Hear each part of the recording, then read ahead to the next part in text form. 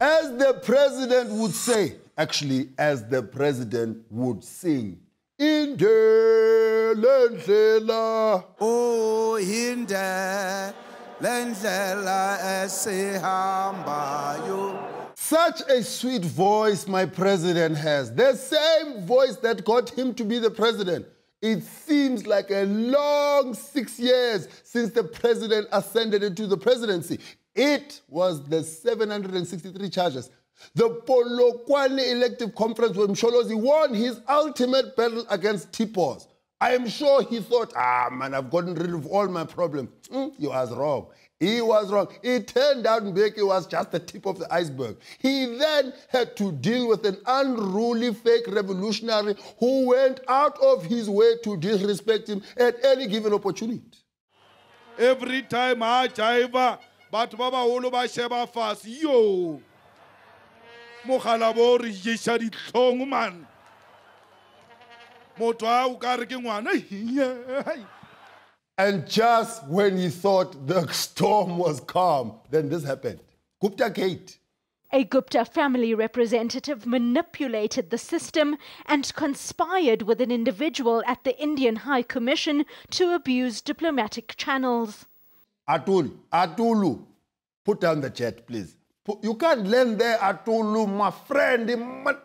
Then, just when he thought that was over, Gupta Gate was over. No, the troubles are not over, because as he was looking, there was a wave of red berets headed towards him, tainting his legacy with a second breakaway party in his term. Now, with all this happening, my president laid very low, but he was forced out of his attic to give a speech at the Nelson Mandela Memorial. And what did the people of Gauteng do? What did you people of Gauteng do? You booed number one. How can you boo number one for no good reason?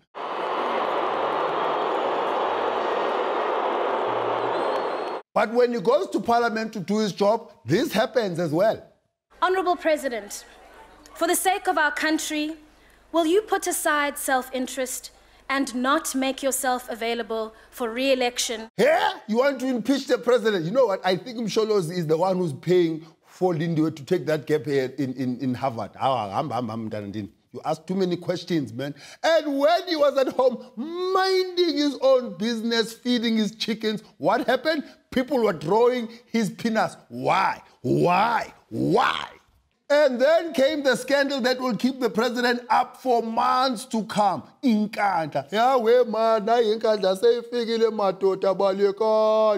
The scandal that found the president and everyone around him explaining themselves at every given opportunity. This woman with a very big ugly nose, she goes on and say that the president benefited unduly. We're taking an example of the commissioner of the police who gave information and description of a swimming pool as a fire pool. It's not an issue with the voters, it's an issue with the bright people. I'm not worried about Nkandla. It's not my problem.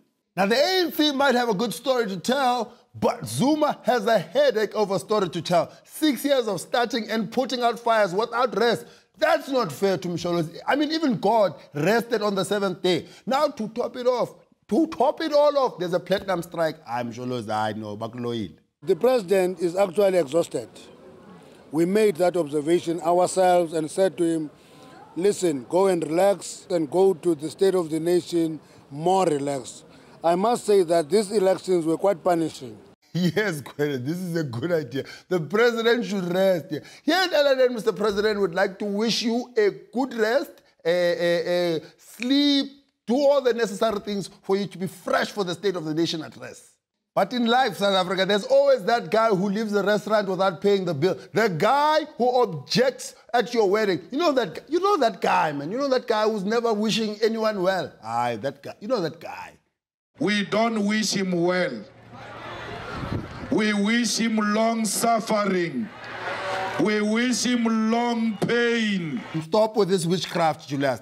You are taking it too far. But the country should have noticed that the president was tired. I mean, what do you think all those pauses during his speeches are for? Dramatic effect? No. Baba is resting.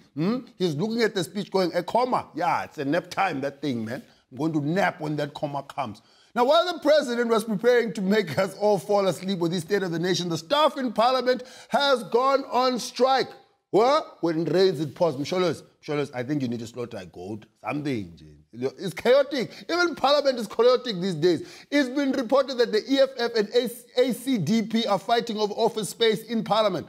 The EFF has been given the old offices of the ACDP, but the ACDP's Reverend Kenneth Meshwe refuses to move because his new office is near the women's toilet. I mean, come on, Kenneth. Now the parties are at loggerheads.